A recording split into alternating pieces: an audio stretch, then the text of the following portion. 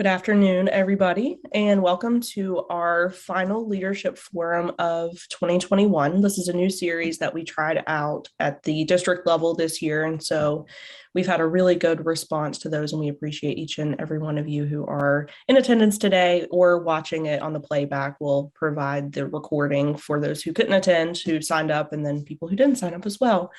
And so Jennifer Kramer and I have been working on these this year. And so again, we just appreciate your attendance today. Now I'll hand it over to Jennifer to talk about our sponsor. Yeah, we'd like to thank our sponsor that signed on with us this year to graciously sponsor our leadership forums. Butler University's Strategic Communication graduate programs. Their Master's in Strategic Communication, that program looks at the converged curriculum of communication theory, emerging trends and best practices and public relations and advertising to help its students develop into industry leaders who are capable of critical thinking, problem solvers, and who can adapt to the rapidly changing and evolving field. So anybody that's interested in learning more about that program, there'll be a link in the chat. So thank you. Thank you, Jennifer. And again, I just echo the sentiments of having Butler University on board. It's been great working with them this year. And now I want to introduce our speaker. We have with us today JW Arnold, and we're really excited to hear from you, JW. So I'll go and let people know who you are. I'm sure a lot of people on the call already know who you are, but in case they don't, JW Arnold, APR, fellow PRSA, is principal of PRDC, Public Relations Marketing Association Solutions, with offices in both Washington, D.C. and South Florida.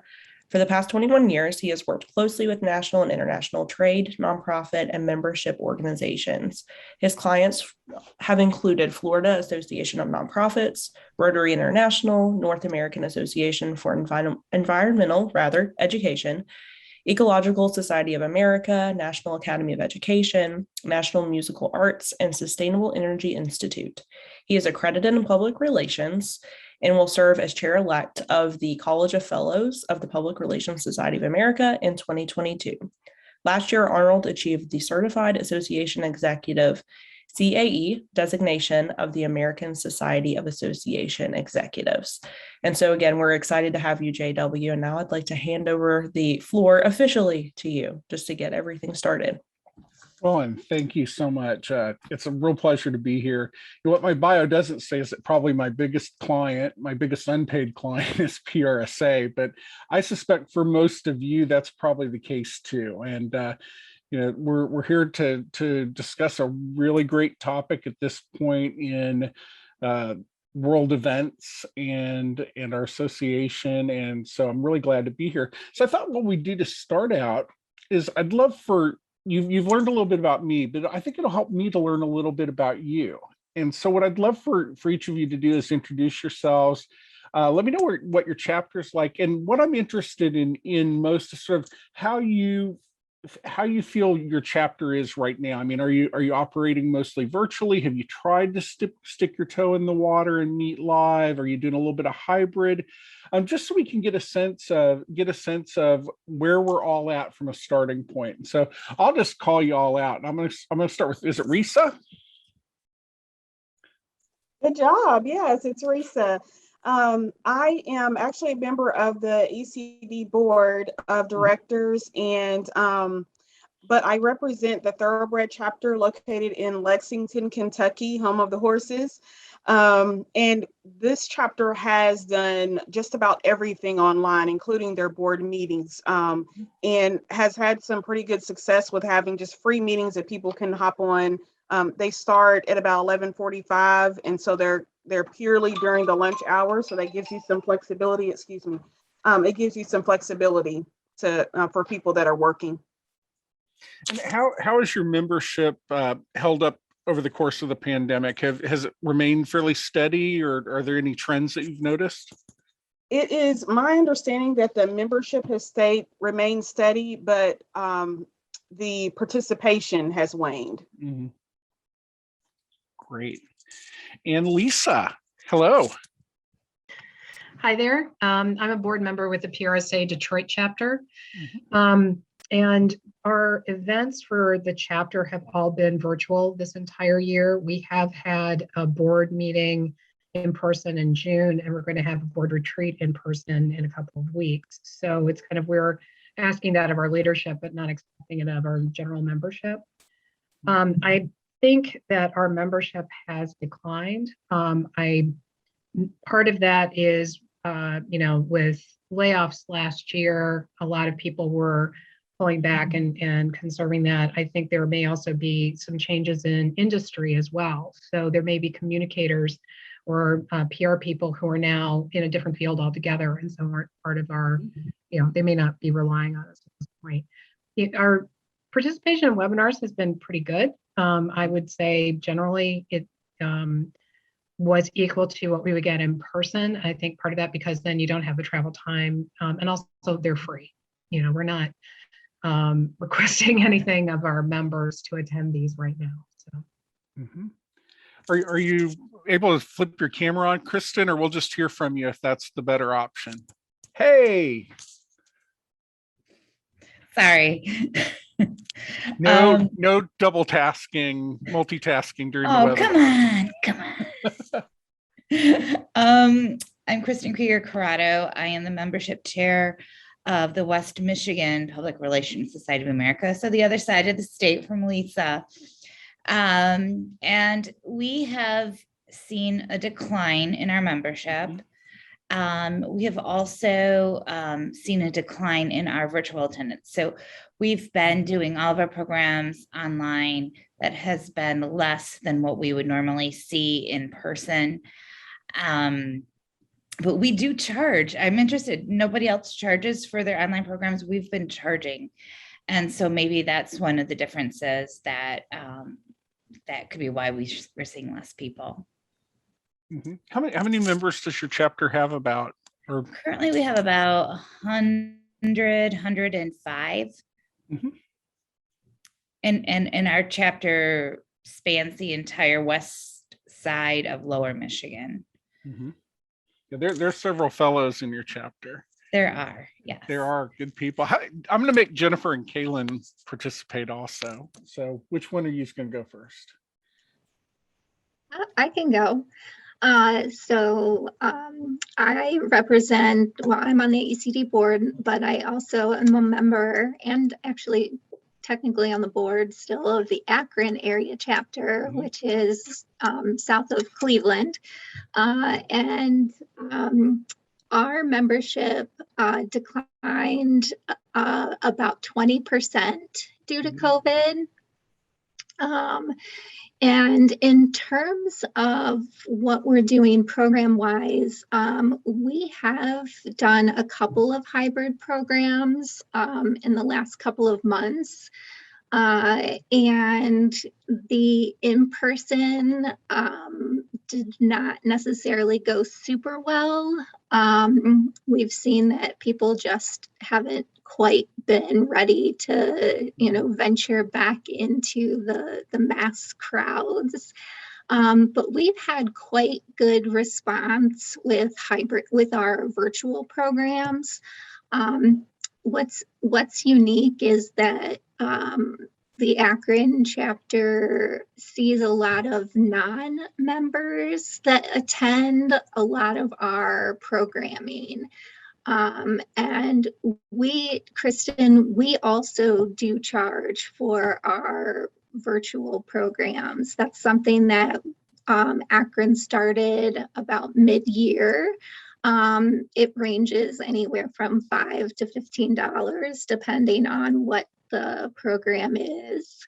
We weren't quite sure how it would respond, but we've been able to have good attendance with those virtual meetings, and they differ. We kind of decide some are in the morning, some are in the lunchtime. We've also done day-long virtual conferences that have had really good success with attendance that has spanned nationally. So Great. And last but not least. Yeah. I am in a unique situation because my original chapter is West Virginia chapter, but then I was a founder of the River Cities chapter, which deactivated this year. So now I'm back in West Virginia. So a lot of my what I'm going to say is just perceptions and not necessarily facts, but like Jennifer and Risa, I'm also on the ECD board. And so I have that perspective as well. They've been trying in the West Virginia chapter having hybrid events as well. And I think that that's gone pretty well so far. I'm not sure about attendance or anything of that nature, but the West Virginia chapter had its Hall of Fame event last night. And I know that that was a hybrid event as well. And they actually charged for that as well. And so again, just like a couple of you have already mentioned, there's been a range of the $5 to $15 amounts with that. In terms of the membership, I can't necessarily speak on that in terms of how COVID has increased or decreased. I do know over time that there has been a decrease. So from the very beginning of my involvement with the West Virginia chapter to now, there's been a decrease in members. And so I'm pretty sure that probably the pandemic has really influenced those numbers, but I'm not really sure in terms of the exact number. And I do know that a lot of the virtual events have been pretty well attended. There was a conference that was within the last month, as well as some other monthly programming. And so I think that, they've been trying to be engaging in all of that during the pandemic as well. It's interesting. My home chapter, Greater Fort Lauderdale, has about 120 members. And we're a little bit unique in the sense that we have the Miami chapter 25 miles to the south, and we have the West Palm Beach chapter 30 miles to the north. So we're in a little bit of a unique situation in that we have 3 chapters fairly close together. And our chapter has done the paid virtual programs for this year. And I think, as I recall, probably gotten about the same sort of turnout for those as for when we did the regular meetings, but our lunches tend to be pretty small. I mean, they would maybe be 12 to 14 people. So having 12 to 14 people on a Zoom meeting is fairly comparable. But what I heard, from each of you is basically what I've heard from chapters all across the country. I mean, we're all in kind of very different places right now, still waiting for things to kind of normalize. There's definitely a mix of approaches, free programs versus non-charge or charging programs. Chapters seem to be kind of in the same boat too. I mean, they've been hit a little bit by COVID. It's interesting, just from my background as someone in the association world, every association has been hit by this, whether you're interior designers or left-handed otolaryngologists or widget engineers. I mean, every association's kind of hit it. So it's not something that's purely endemic to PRSA. And it's probably going to get better. I mean, I feel pretty confident. The numbers right now nationally, if you were at Leadership Assembly by any chance, I mean, we're down nationally, I think about 2,000 to 3,000 members from where we would kind of normally expect to be. So that's still not too bad, because that's a little, maybe 10%, a little bit more of the overall membership. So I think in general, PRSA is weathering things pretty well. I mean, there have been advantages and disadvantages to the approaches. I'm following the chat because there are great suggestions in the chat. One of the nice things about virtual programming is that you can bring in a speaker from somewhere far, far away that you would be able to fly in or have speak. And we've seen a lot of chapters really take advantage of that, and that's great. And we already got a hand up. This is a conversation. I want it to be a conversation, then we'll go into the presentation in a second.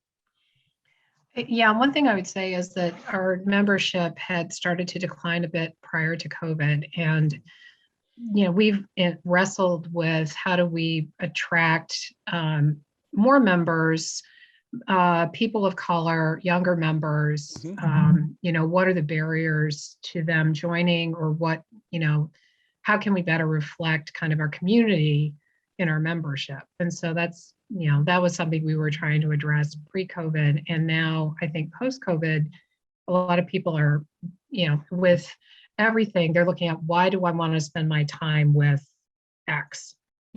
What's it worth for me to take time out of my day to do this? And so it's almost a different criteria, or an additional criteria to want to be a member now that we need to address. Absolutely. And that's what we're going to talk about. So let's pop into the no.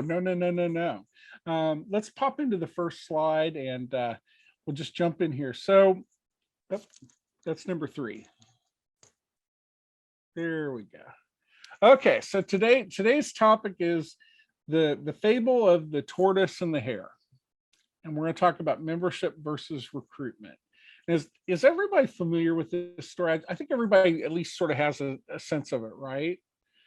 So we have a kind of smart alecky hare that decides to challenge a tortoise to a race, and he figures, I've got this in the bag. They get going, they're racing to the top of the hill or wherever, and of course, who breaks off the starting line first? That rabbit does, because they're built for speed. So he gets about 2/3 of the way, or nearly to the end of the race. No sign of that tortoise. It's just kind of plugging along, and he decides to take a nap. And while he's taking that nap, the tortoise pops across the finish line and wins the race. And it's amazing to me, because when this thing was written 2,000 years ago, or however many years ago, it like so many of these kinds of allegorical stories, I mean, they so hold true today for us. But we're actually going to today come up with a way that we're going to rewrite the ending to this fable. So let's go to the next slide. So when we look at those two characters, and I see them kind of equating to the two main sort of thrusts of membership development. That hare is really about membership recruitment. The hare is we're going after those new members, the folks that don't have any baggage, no preconceived ideas, and we're going to bring them in for the first time. And in my experience with associations, sometimes that seems like it's the easiest way to go. I mean, after all, that rabbit thinks he's got the jump on the tortoise. Doesn't mean that's not a good approach, but in general, there are other ways. So let's go to the next one. So if the rabbit is recruitment, then the tortoise is going to be current and former members. And slow and steady wins the game with those folks, because they're people that have history with the organization, have experiences. And I'll throw out a really kind of, I'd call it almost mind-numbing statistic, but it's not really that big. But if you think about it, if PRSA generally for years has had about 21,000 members, and we replace 3,000 members a year, think about how many past members there are out there. I mean, just over 10 years, you've got more people that are former members in the population than you do current members. So I mean, there's a lot of people, and I've always felt like, because they do have that sort of background and that understanding. I mean, that's kind of half the battle, right? Because they understand what the organization's about. They have a notion of what the services and the programming and the benefits are. But when we go to the next slide, we're going to rewrite the ending to this. And we're going to make the race between the tortoise and the hare a win-win. And I don't see any reason why not. We're all talented publicists, right? PR people, communicators, marketing communicators, whatever it is. We can write the ending, right? So we're going to take a look at this and look at ways that we can improve our our activities in not only recruiting and retention, but also just some strategies overall that can really set our chapters up for success in this coming year. Because I think everyone will agree. I mean, we're still getting used to the idea, but I don't know about you, but I'm dying to go back to live meetings. I mean, I want to go out and I want to see people again. I want to interact, and Zoom is great, and I don't miss the commute to meetings or to appointments or whatever that comes with live meetings. But you know, we're pretty much all zoomed out, right? Pretty much all zoomed out, yeah. And that goes back a little bit to the comment earlier about, you know, sort of sometimes seeing the attendance drop, even with when a program is great and it's on Zoom, you know, people now are sort of, you know, it gets a little shrugged off, or something else comes up, or we'll wait for the recording to be emailed to us. That's one reason why I do think that some chapters have had some real success with charging for their Zooms, because it's not just something that you can just go on and kind of halfway listen to or wait for the recording, because you know you've got an investment in it. And you know, quite frankly, if I'm going to put money for something, I'm going to expect a little bit higher level of quality too, I think. Right. So that's the other challenge we face. But we're going to rewrite the ending to this story just a little bit. So let's take a look at our membership recruitment. That's the next slide. Okay. So in general, if we're looking at ways that each of our chapters can do better with recruiting those new members in the year, and I'm going to go a little bit on the assumption that we will be moving back to some live programming. I think it's going to happen. I mean, it may be January, it may be a little bit later, but it's going to happen, and it's got to happen. And I'm in a state that's kind of opened up a little bit earlier than other places. I know some of you are in states that are not quite as open yet, and so comfort levels and you know, sort of restrictions. I mean, local restrictions may affect what you can do at certain times. But I would say for the first thing, and I know that some of these things are going to seem, wow, that's so obvious. But I think it's also one of those things that it's never a bad thing to just kind of remind ourselves and hammer it home a little bit. So the first thing is to cast a wide net when we're looking at new members. And what's happening in our profession right now? You know, we're seeing like this whole convergence and divergence of you know, what used to be kind of siloed practices. You know, marketers are now communicators, who are now marketers, who are social media people, who are, you know, I mean, it's just, you know, it used to be you were in the AMA, the American Marketing Association, or you were in the Direct Marketing Association, or you were in the Public Relations Society. And what we're finding is that the lines are so blurred now. And so the first thing I would encourage your chapters to think about as you start to think about reopening and start working with this is think beyond just the folks that you know who are in PR. You know, encourage your programming committees, because your members are being forced to think in broader terms, in terms of the skills and the services that they're offering. And so think about that in terms of the programming as well, and be sure to cast that wider net to folks outside of our PR circles. I'd also suggest that for some of these new reopening kind of programs, perhaps partner with the local chapter of some of these organizations. I mean, what a great way to bring some excitement to these new live events than to give people that opportunity to network and learn from people in complementary professions. So we definitely want to cast a wider net than perhaps we have thought about in the past. The next point, and we're coming into this, and we're thinking about from the perspective of somebody who knows nothing about PRSA, doesn't know much about your chapter. That first impression is going to matter a whole lot. What is it? You only get one opportunity to make a first impression. So as your chapters start to think about moving forward, think about, okay, what is the impression that we're sending? I mean, is the invitation or the announcement for the program, I mean, has the program been well thought out? Is it well written? Are we giving attendees a reason to come? Does it create that sense of urgency or the benefit for them to take that time out of their day to come and attend the program? How are they greeted when they come to a meeting? I mean, is there a formal check-in spot? Some chapters, believe it or not, do not have kind of a formal check-in. Everybody just kind of comes in and mingles, and maybe they find their way to the counter or a bar or something, and they pick up a name tag. So think about how you're greeting those people, because again, that's that first impression. Is this a top-notch professional organization that really has its act together? Do you follow up with those people once they've left at the end of the meeting?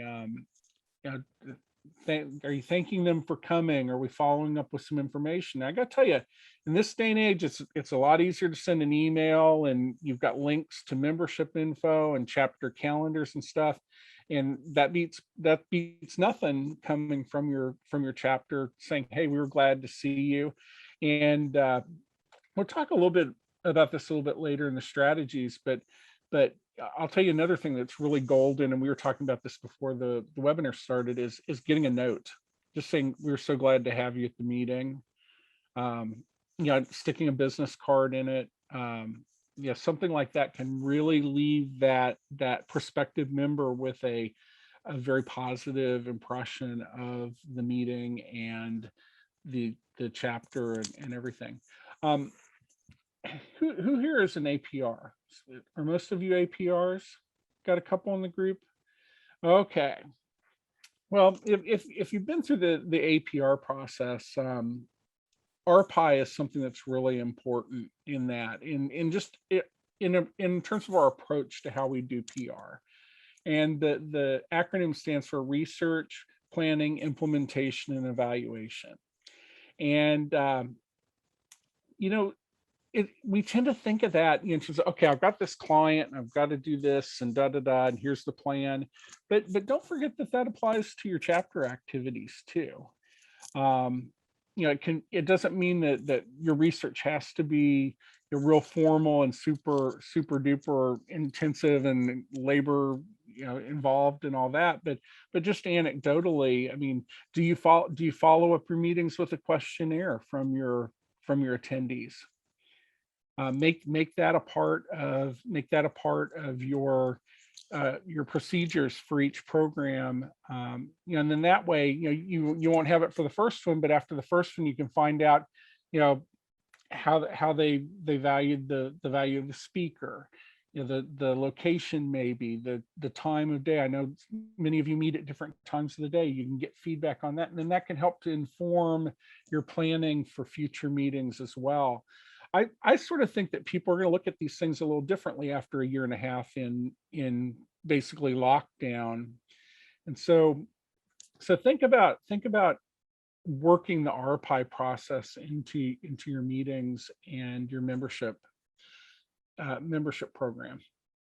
The next one is, I think, is the number one reason why new prospects come to a meeting. It's networking and career advancement. Is that something that you find in your chapters? It's somebody that's maybe new to the community, somebody that's new to a job. And that's hard to do on Zoom. It's really hard to do.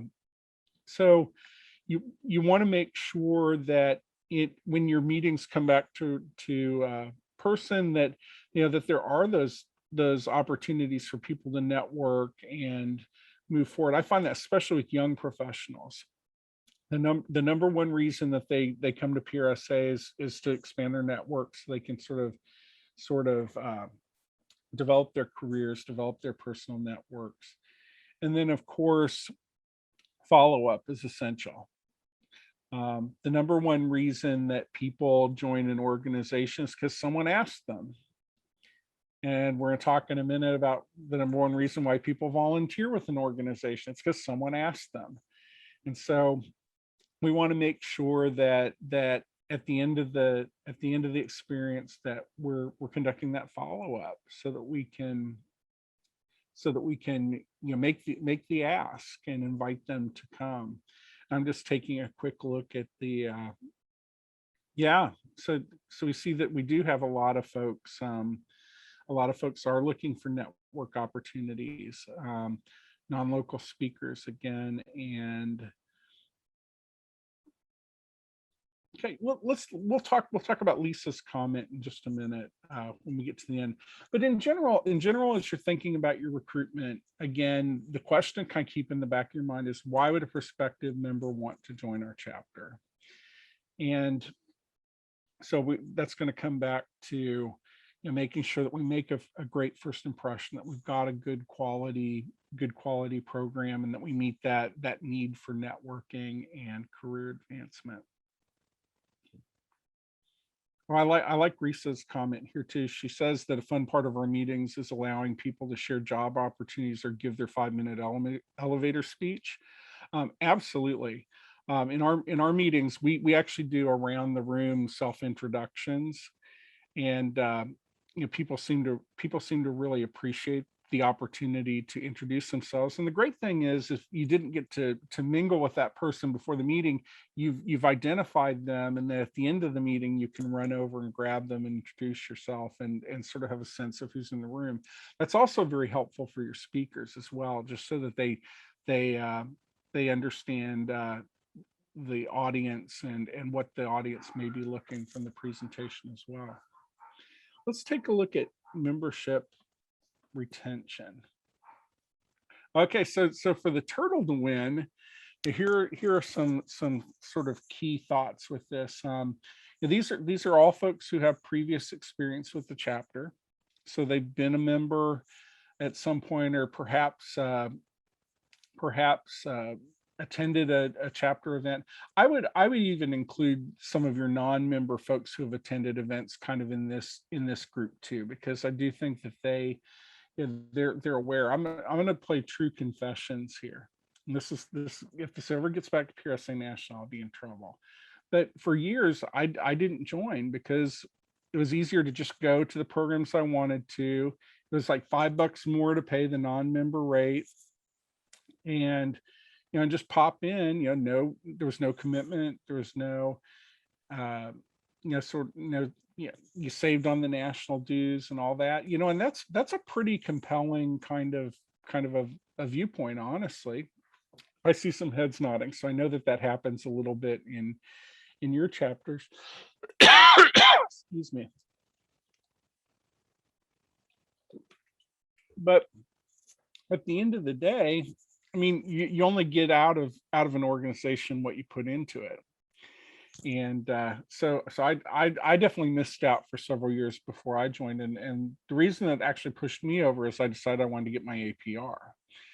And I got APR jealousy, because in Florida, it's like a big deal. And here is Susan Smith, APR, to present our secretary's report, and it just kind of got to me after a while.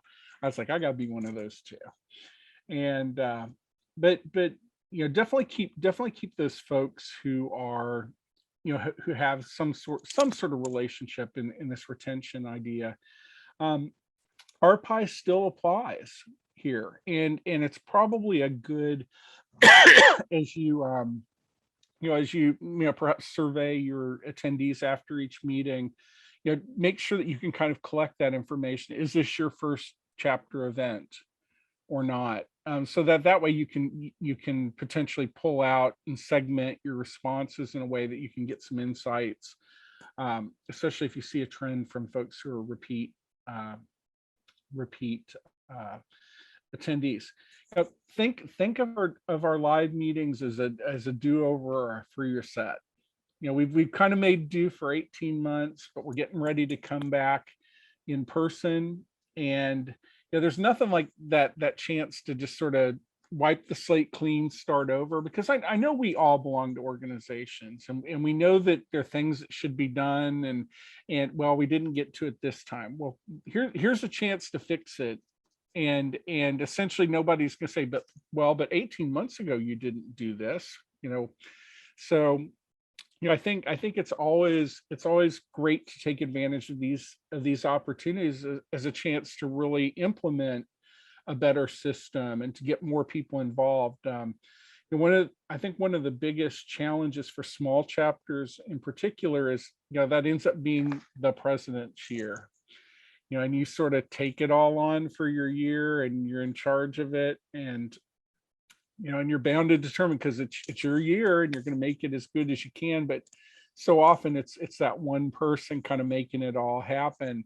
And so for those of you in smaller chapters, use the next couple of months as we start to come back together to really build that team and sort of set those processes in place that that we know we should be doing, and perhaps just don't get around to, or we're a little overwhelmed. Another thing with retention, it's always helpful, I think, to consider the cost and the return on investment on membership. And we hear ROI a lot in our day jobs, and we have to figure out. One of the things that we did in Fort Lauderdale is we realized there were a lot of people like me that pay $5 extra and show up when they want, and we realized that if we raised the non-member fee just a little bit more, it kind of nudged people to join and gave our members a sense that their membership gave them a benefit. I would also suggest, well, my throat just got dry right now.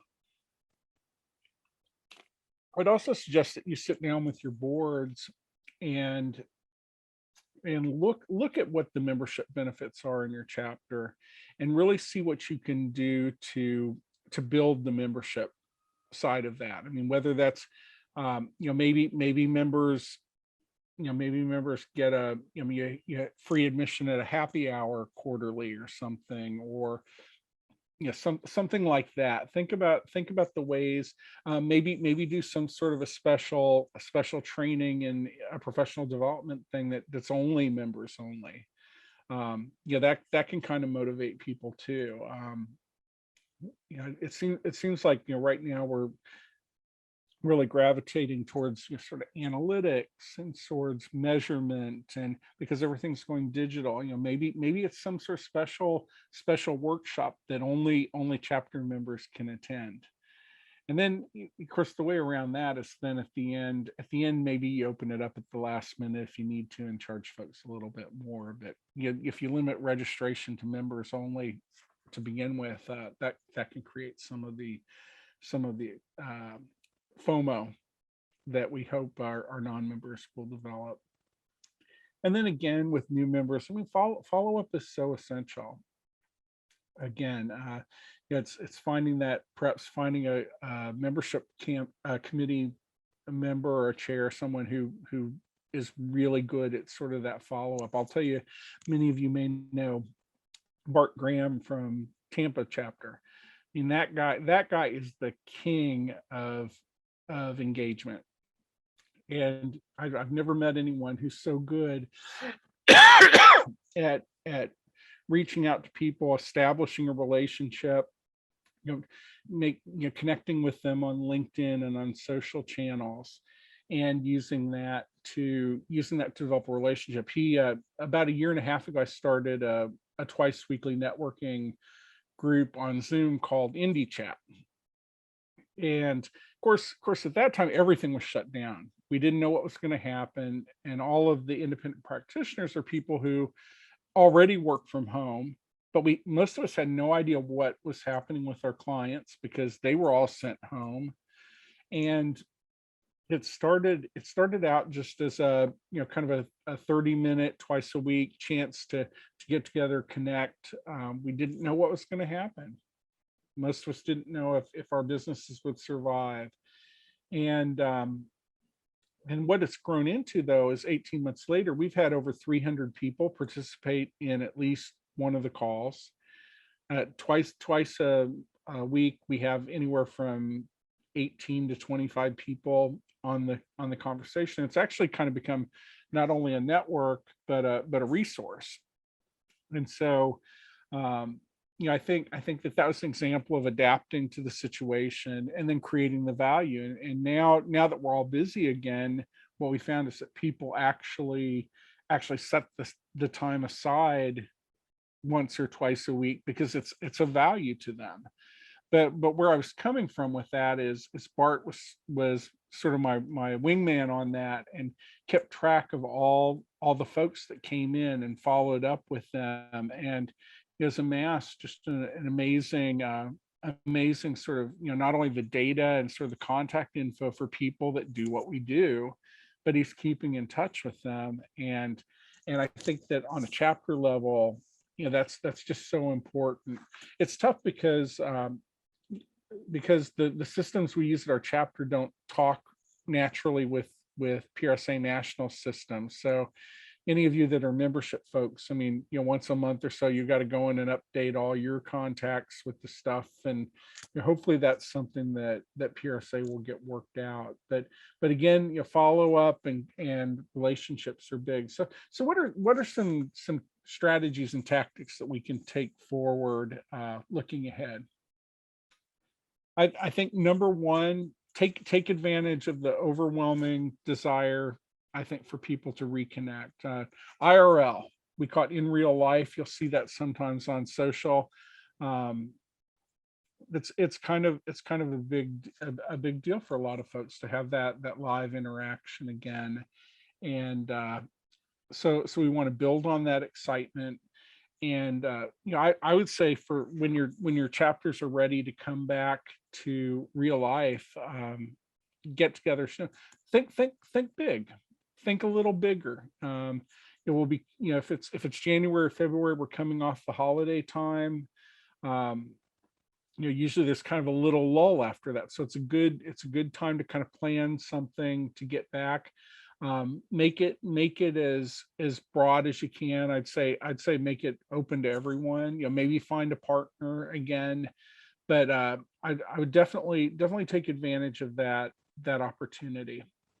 If your chapter doesn't have a membership committee, what a great time to do it. We're starting to think ahead to next year. I know we've got some membership chairs on the call today, and we'll have some folks following up, but definitely see if you can pull a couple more folks together, because it is a lot of work when it's one person doing it. But with a couple of comrades on the team, it's much more manageable. And it also works kind of in the reverse of the new prospect coming to network inside the organization.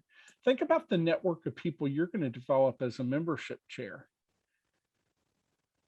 As you have prospects and potential members come in, and you're following up with your renewals or your drops. Really, membership chair is the king of networking for the chapter.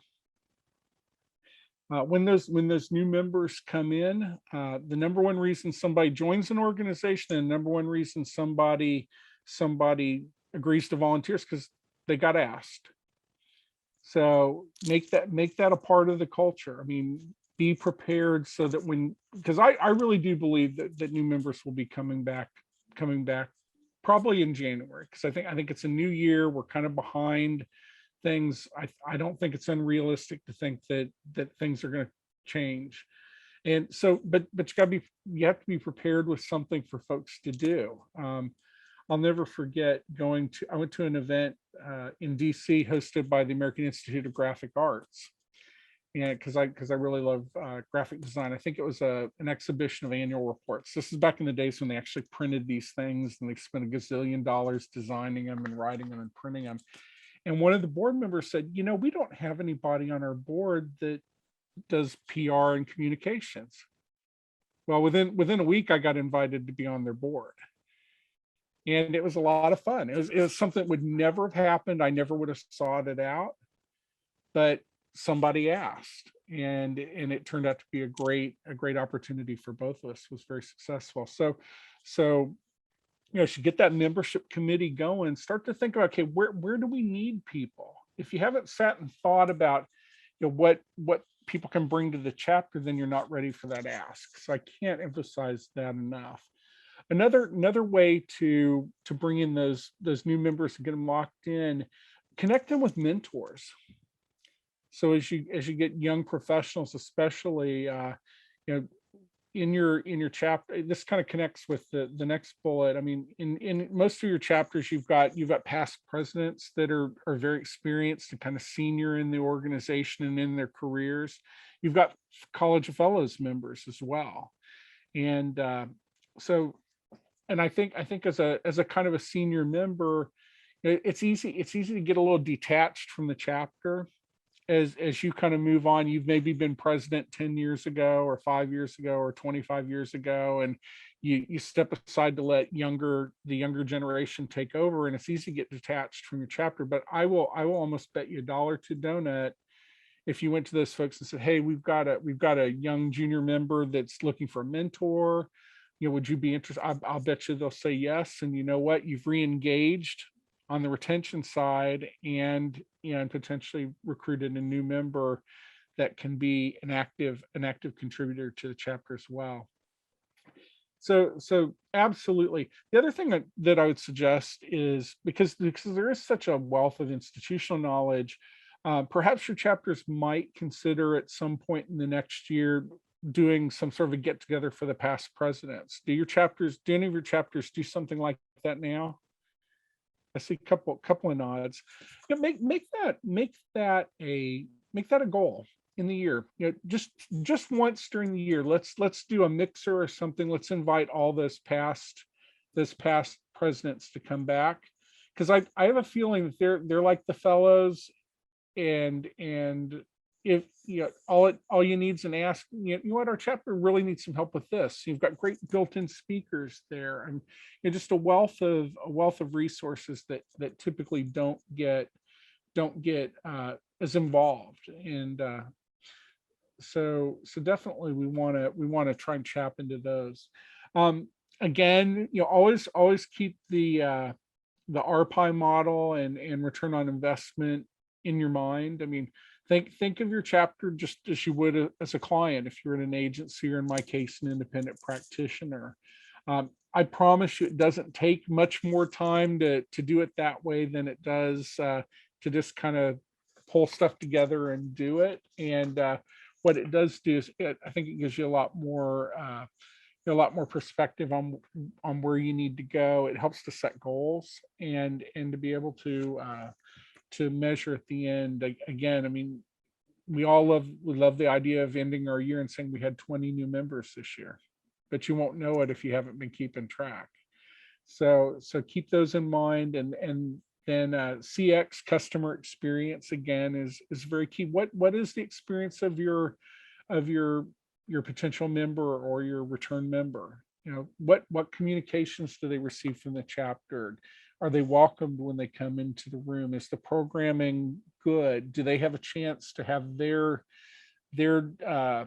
needs considered? Is there a chance for them to introduce themselves, network, to advance their career that way within the thing? And just kind of keep it all in mind. It's something that's very doable, and I just really think that we have a kind of a once in a, I wouldn't say a lifetime, we have a really rare opportunity as things start to open up again. I mean, we can take, all of these are little steps. They're little things that we can do that can really improve our functions as a chapter, and also benefit the chapter in terms of building that membership, and hopefully creating members that are going to benefit from PRSA for life, for career, and people that'll want to give back as well. So that's the story of the tortoise and the hare. They're both winners in my book. They got different styles. I suspect the hare gets a little more sweaty at the end of the race, but at the end of the day, if we do it right, our chapters will benefit. We'll get folks engaged, involved, and interested, and hopefully strengthen our chapters and create better PR pros.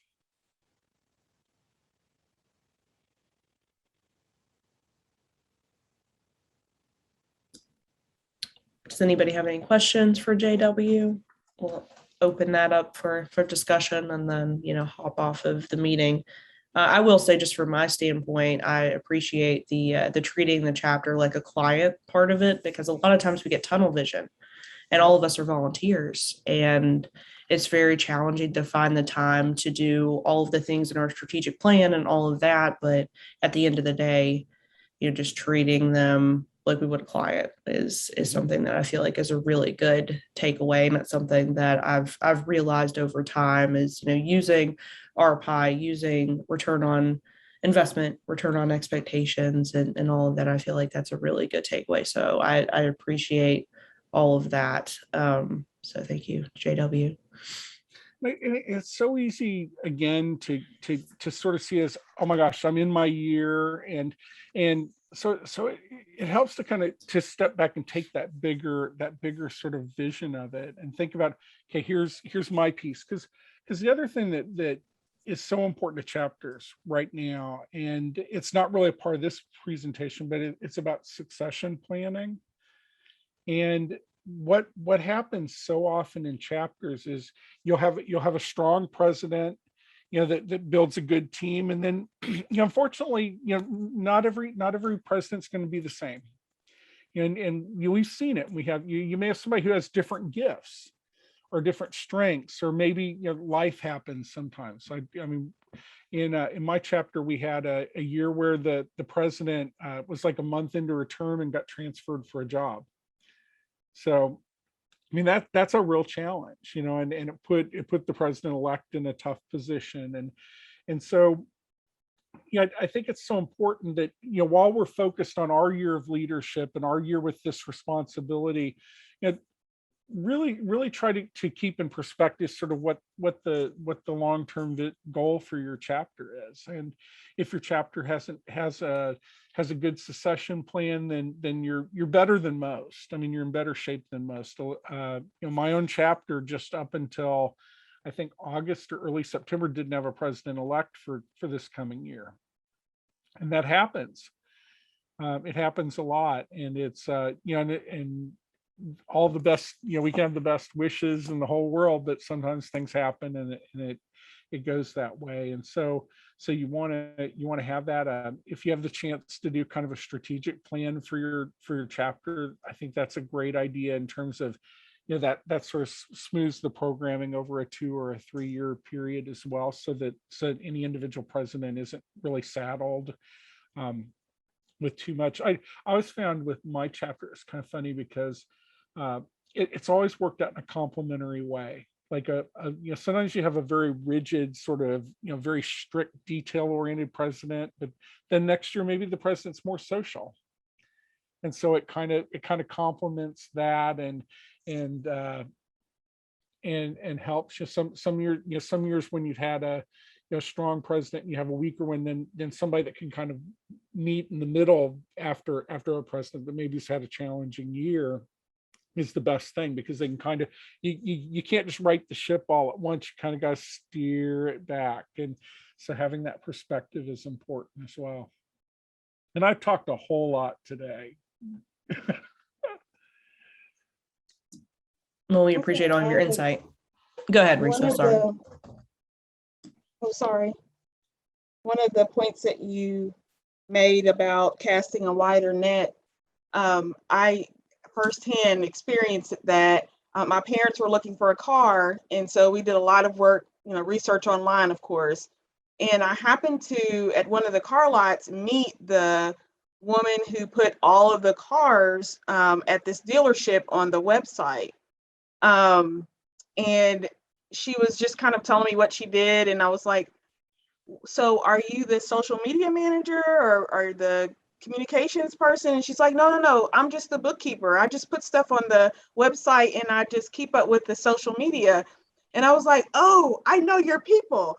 And so I was telling her about PRSA and how, a lot of times we have a real purist kind of, we're not going to dilute the profession attitude about public relations, but here's someone who does what a lot of us do on a day-to-day basis, in addition to her bookkeeping job, and has no idea that there are resources out there available to help her do a better job, or that she knows things that would help us do a better job. And so I do think that, casting a wider net outside of people who have an APR and outside of people who have PR in their title is it's something we all need to consider, especially moving forward with how things have happened in the last 18 months. That is such a great story. And it shows too that even in the workforce, I mean, so much of what we do, we look at sort of skills oriented. I mean, job titles don't always line up with our responsibilities and our skills. And that's an amazing story. I love that. And I think you'll, with folks like that, sometimes you're really surprised and they're like, hey, I'm going to come and check it out. And the next thing you know, they're a great member and they're benefiting because they're gaining that knowledge in social media or communications or writing or whatever the case may be, and it benefits them.